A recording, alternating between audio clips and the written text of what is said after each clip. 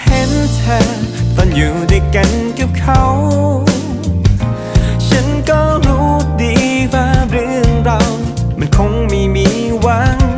แต่เพราะรักเธอก็เลยยังไม่ไปไหน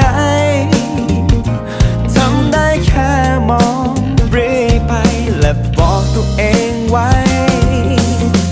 ถ้าเธอมีความสุขกับเขาคนนั้นฉันก็ยินดีแม้ความสุขนั้นไม่มีฉัน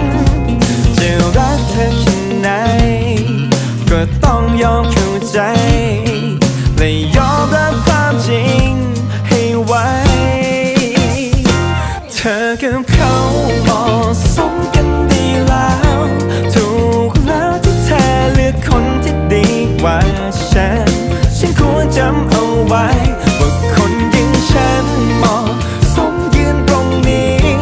ได้เพียงแค่มองและคอยหวังดีเรื่อยไปฉันดีใจที่เธอ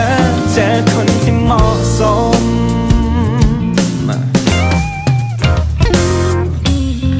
เธอกับเขาก็คงต้องเรียกว่าเหมาะสมส่วนคนระดับฉันคงต้องได้แค่มองและชื่นชม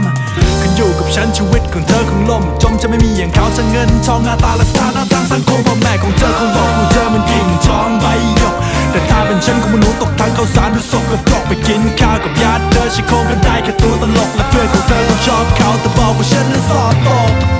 ถ้าเธอมีความสุขกับเขาคนนั้นฉันก็ยินดีแม้ความสุขนั้นไม่มีฉันจะรักเธอแค่ไหนก็ต้องยอมเข้าใจ